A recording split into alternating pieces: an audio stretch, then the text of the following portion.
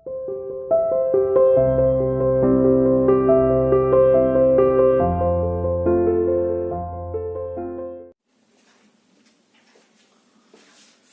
students, how are you beta? I hope everyone is fine there.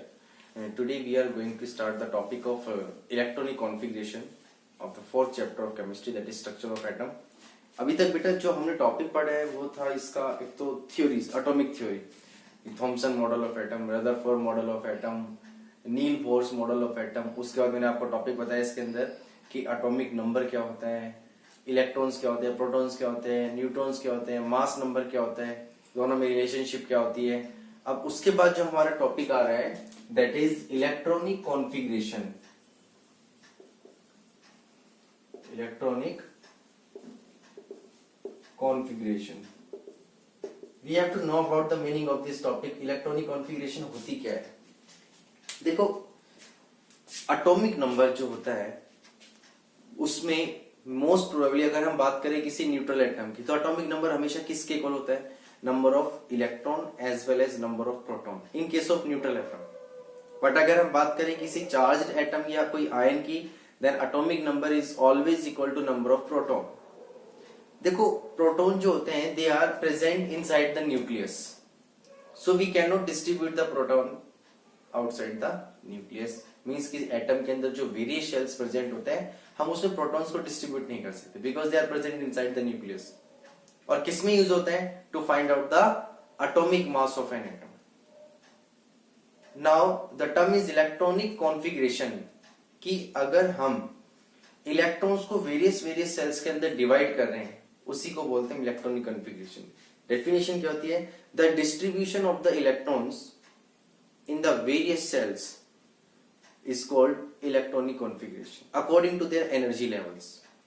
कि जो various shells होते हैं energy level के अकॉर्डिंग होते हैं. तो इन शेल्स के अंदर जब हम इलेक्ट्रॉन्स को डिस्ट्रीब्यूट कर रहे हैं, कौन से इलेक्ट्रॉन को? जो एक एटम में प्रेजेंट है. The atoms electrons present in an atom is distributed in the various cells in an atom is called electronic configuration of that atom. You can also say that the electronic configuration of that element. So अगर हम बात करें electronic configuration की, इसको किसने दिया था बेटा? बोर एंड बरी इन 1921. दोनों ने इंडिपेंडेंटली बट साइमल्टेनियसली इस थ्योरी को दिया, और जब दोनों ने एक साथ इसके ऊपर काम करना शुरू किया तो इसलिए उस थ्योरी का नाम क्या दिया जाता है? बोर एंड बरी थ्योरी. उन्होंने ही बताया, उन्होंने रूल बताया कि हम इलेक्ट्रॉन्स को वेरियस सेल्स के अंदर किस तरह से डिस्ट्रीब्यूट करते हैं इन एन एटम. तो इसको समझिए. There are some points in the Bohr Bury scheme, and you can also say that the Bohr-Bari theory to distribute the electrons in the various cells. According to the theory, first point की अगर हम बात करें, first point के according क्या बेटा? We can fill the electrons in the different shells in an atom by using the formula 2n square. इस फॉर्मूले का यूज करके हम डिफरेंट शेल्स में जो इलेक्ट्रॉन्स हैं उसको फिल करते हैं. यहां पर जो n रिप्रेजेंट कर रहे हैं, n क्या है बच्चे? Number of shells present in an atom. ठीक है, एटम में जितने शेल्स हैं n उसको रिप्रेजेंट कर रहे हैं. हम n की वैल्यू पुट करते जाएंगे और हमारे पास वेरियस सेल्स के अंदर इलेक्ट्रॉन्स निकलते चले जाएंगे. कितने इलेक्ट्रॉन्स उसमें फिल कर सकते हैं? मैक्सिमम से मैक्सिमम. कम कितने भी हो जाए बट मैक्सिमम हम उससे ज्यादा इलेक्ट्रॉन्स उसमें फिल नहीं कर सकते.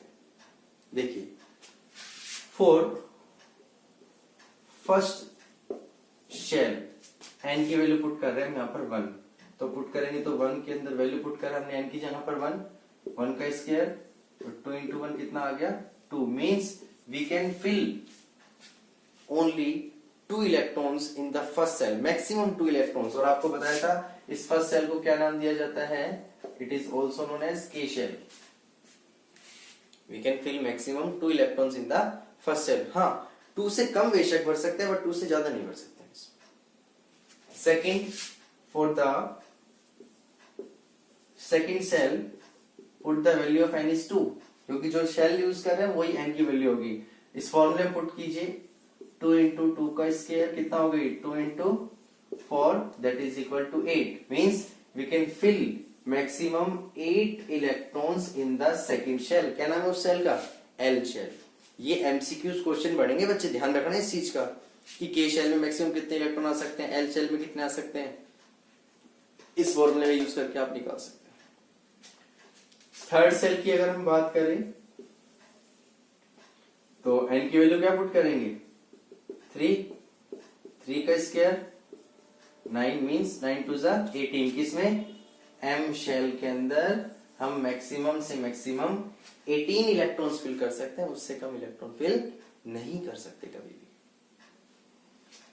For the fourth shell, put the value of n4 and the number of electrons will be equal to 2 into 16 32। किसमें, n shell में। ऐसे ही हम इसको और आगे तक बढ़ा सकते हैं। So these are the maximum number of electrons which we can fill in the various cells by using the formula 2n square। This is the first rule to fill the electrons in the various cells। अब बात करें अगर हम यहाँ पर second rule की, second rule के according क्या होता है बेटा, द ऑर्बिट्स या the orbitals are successfully filled with the electrons in the increasing order of energy level. Means देखिए जैसे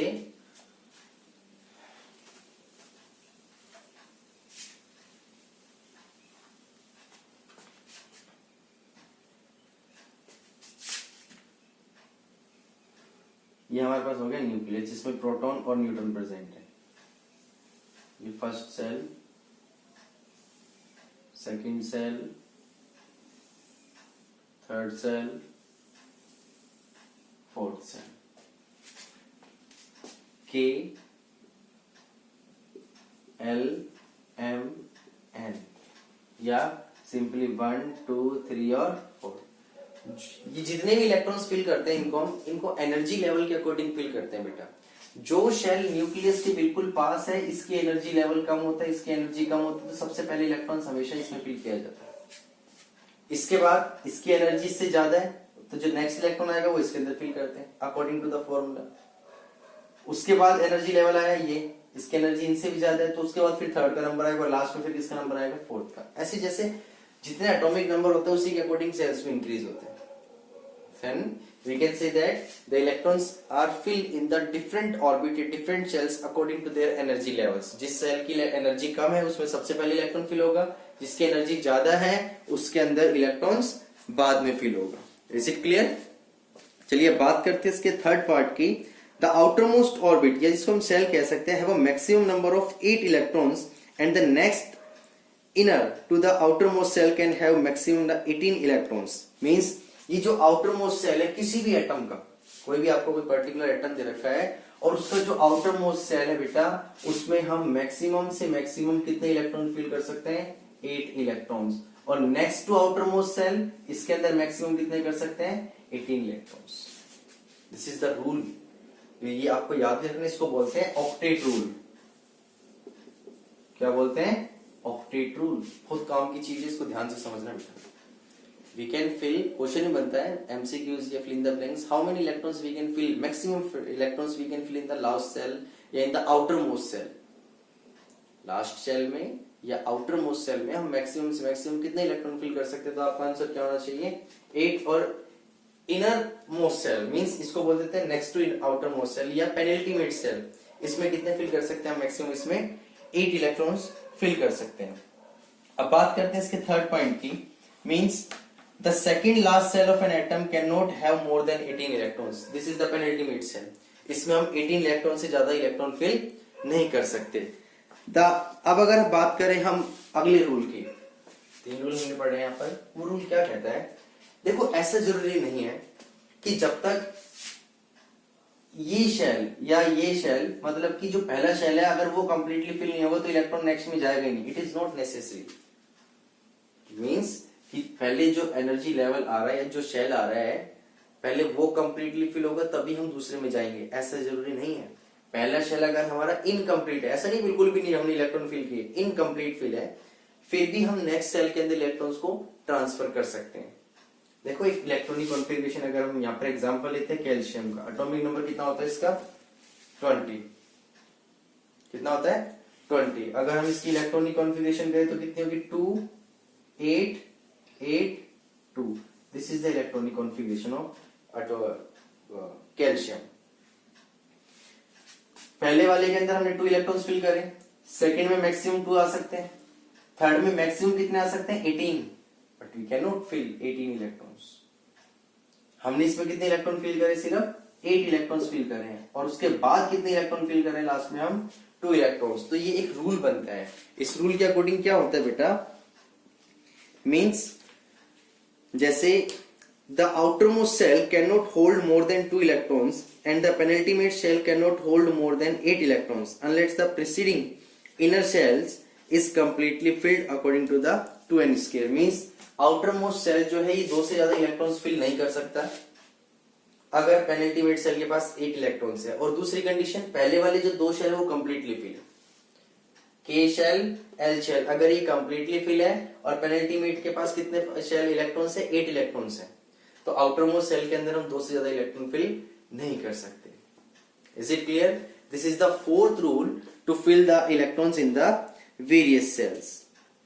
तो आपको ये सारे रूल याद रखने हैं। इन्हीं रूल का यूज करके हम क्या करते हैं बेटा, इलेक्ट्रॉनिक कॉन्फ़िगरेशन करते हैं। मैं आपको कुछ एग्जांपल बता रहा हूं इलेक्ट्रॉनिक कॉन्फ़िगरेशन के, और आपको 20 एलिमेंट तक जिनका एटॉमिक नंबर 1 से लेके स्टार्ट होता है 20 तक, वो आपको इलेक्ट्रॉनिक कॉन्फ़िगरेशन लर्न करनी है।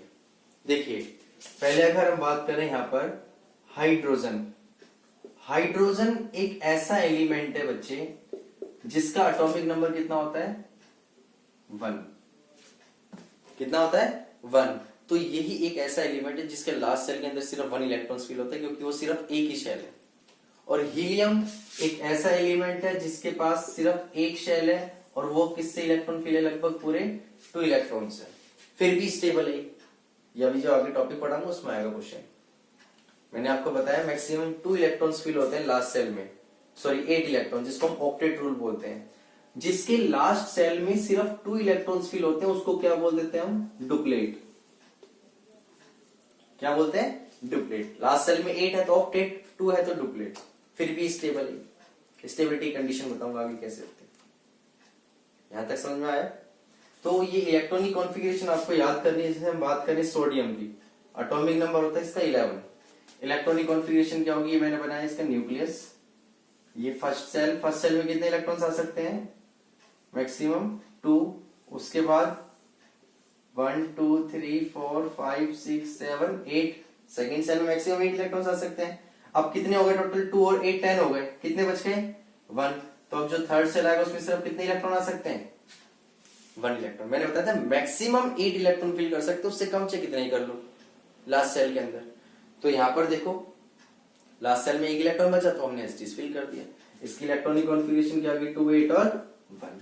तो आपको जो इसका असाइनमेंट दिया जाएगा या जो इसके नोट्स होंगे और क्वेश्चन जो आपको फाइंड आउट करने हैं, उसके अंदर 1 से लेकर 20 एलिमेंट तक की आपको इलेक्ट्रॉनिक कॉन्फ़िगरेशन करनी है। And this is the most important concept, क्योंकि आगे के जो valence electron valency find out करने के कंसेप्ट है वो इलेक्ट्रॉनिक कॉन्फ़िगरेशन पे डिपेंड करते हैं।